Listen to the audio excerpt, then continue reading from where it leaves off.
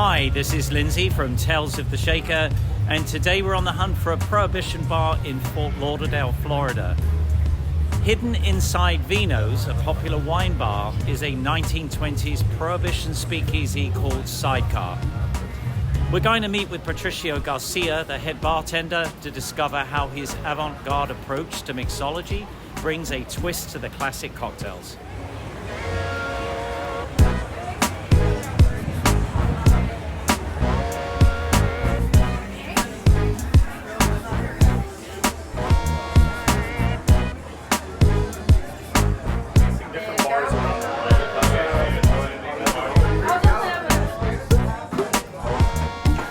Really appreciate that we've got your time here today, and obviously great to meet you.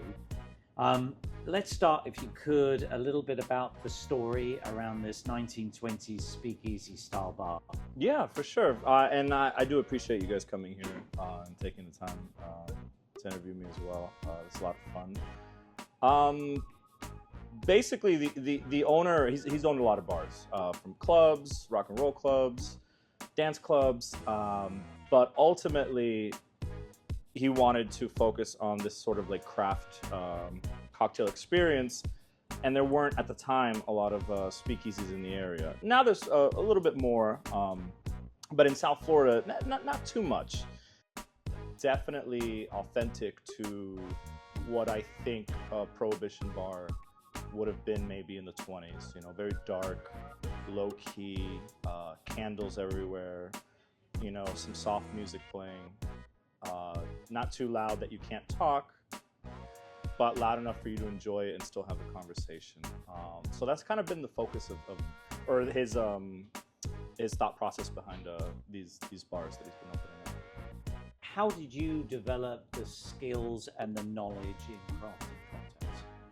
Yeah, it's been a kind of an interesting journey, I suppose. I started off as a dive bartender. Well, first of all, I didn't even know anything about bartending. To actually bartend with spirits, I lied, and I just kind of taught myself on YouTube. I found a YouTube video, and every time I am maybe training a new bartender, or maybe one of our barbacks wants to learn or transition into bartending, I always recommend them this video. It's on YouTube. I forgot the gentleman's name, but it was recorded on a VHS. The quality's terrible. The audio you can barely hear, but if you focus on it, he's a very old school bartender, and he kind of ran through the basics, you know, Manhattan's old fashions. I think a lot of times most people want to do the best in whatever they're doing, hopefully, right? Whether it be a career or a hobby. And I thought to myself, okay, well, you know, I'm making whiskey gingers, I'm making margaritas, but what else is there? You know, so I started teaching myself classics that maybe people don't order too often, like gimlets and daiquiris, and they're all very basic drinks, but for me as a new bartender, it really opened up my eyes to how a drink can be balanced with very few minor adjustments. You can really taste the difference, and so I kept teaching myself classics. What are your favorite ingredients? And when it comes to the spirits, you know, bitters and other key accents that you... I do enjoy gin a lot. I enjoy rum a lot. I enjoy things that are like kind of eclectic, that I sometimes surprise me that they even exist. Like there's a carrot spirit. It's made with carrots. You know, I would never think to make a spirit out of carrots, but it's delicious.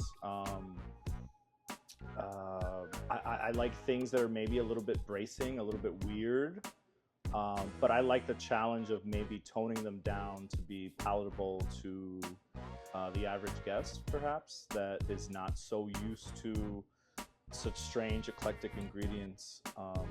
I do like visually appealing cocktails. Sometimes I'll do garnishes that are just for show, just to entertain people.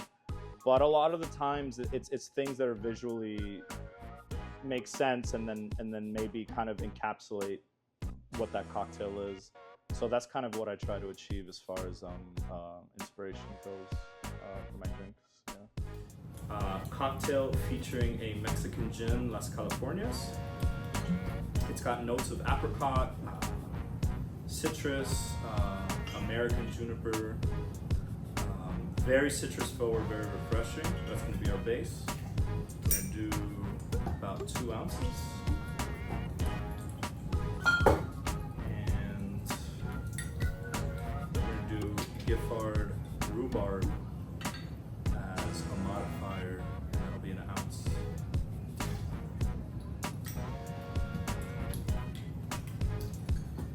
To add a little bit of sweetness, we're also going to do elderflower, half an ounce. And for some bitterness and to complement the rhubarb, I'm going for Aperol. That'll be half an ounce as well. And then finally for acidity, some lime. And a very small touch of sugar to balance out some of those acidic and bitter notes.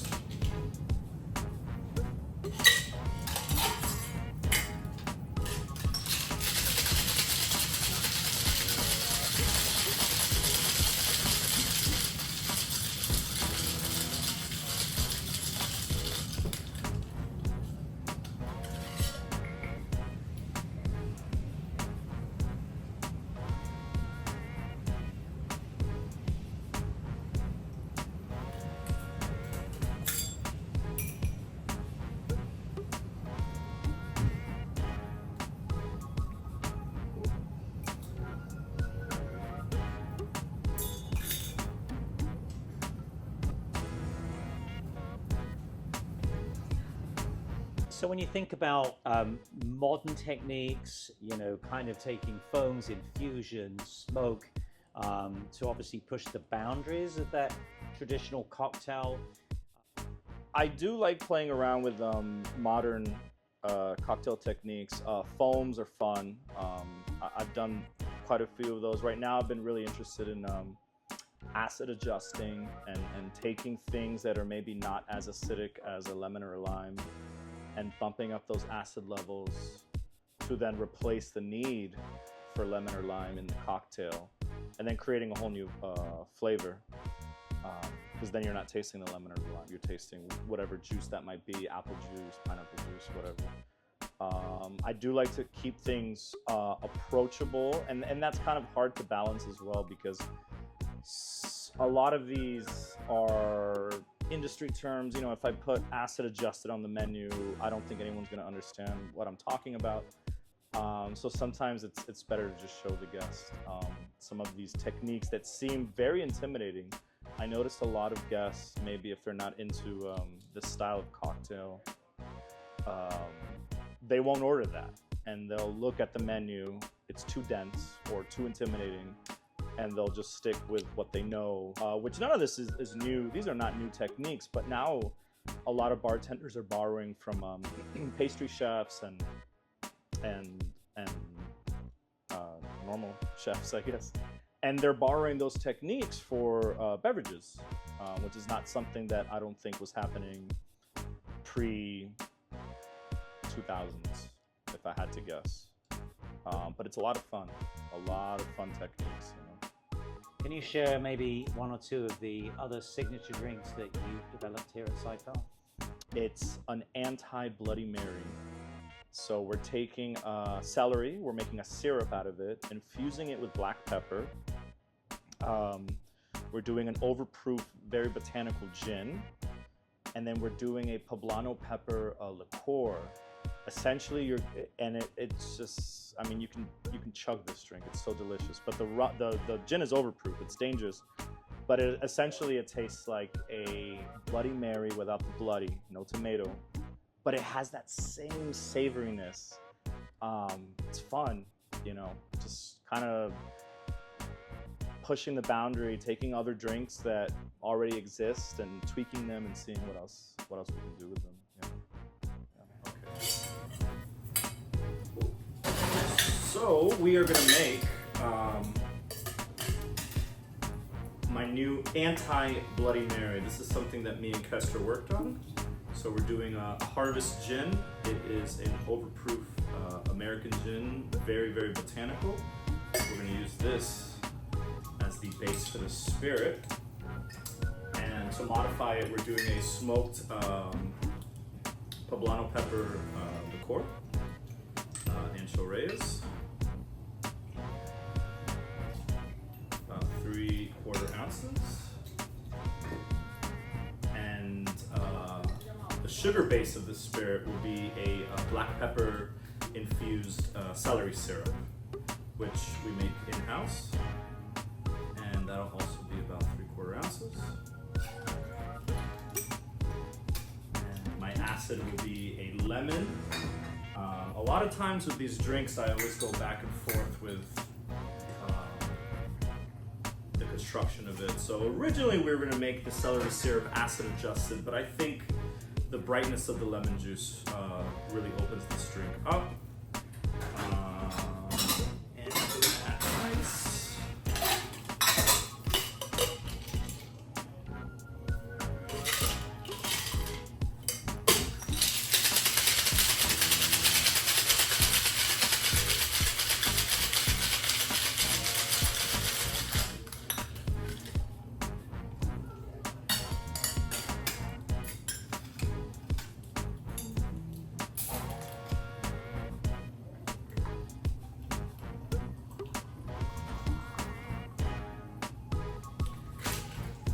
Finally, we'll add ice to our Collins.